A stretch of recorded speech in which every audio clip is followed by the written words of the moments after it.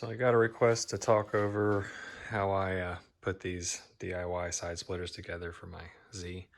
I don't usually shoot videos, so I apologize in advance if I ramble. Let's see. Basically, this is PVC board. You can find it I found mine at Lowe's. I bought the large pieces 5/16 by 8 inches by 8 feet. And then the small pieces, I think it's 1/4 inch or whatever the small one is by 2 inches. Yeah, by 8 feet. I think the small ones are $5 a piece about. The larger ones are 17 a piece, so just over 20 bucks for that. The only other stuff I used was double-sided tape and some paint.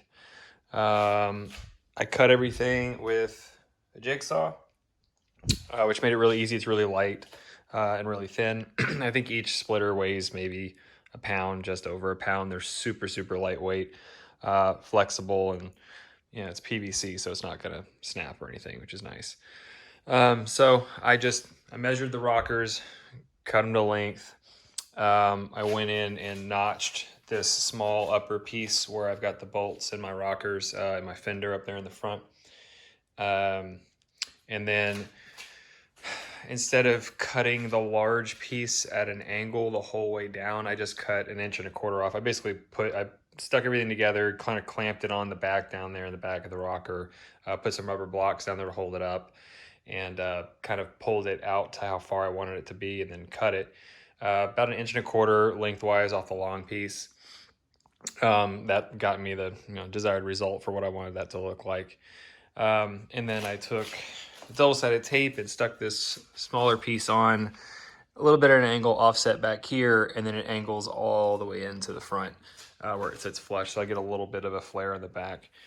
I did the smaller piece on top to try and mitigate how much it would bend upwards once it's screwed into the bottom of the rocker, just because it's round in the middle.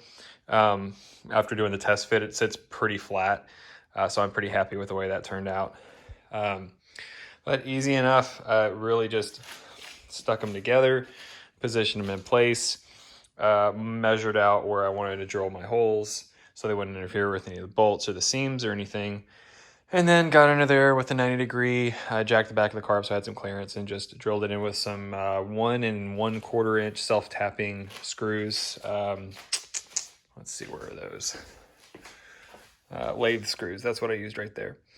So they've got a little bit of a head on them. I'm going to add some washers to spread the pressure a little bit more, so I don't have to worry about them poking through or anything.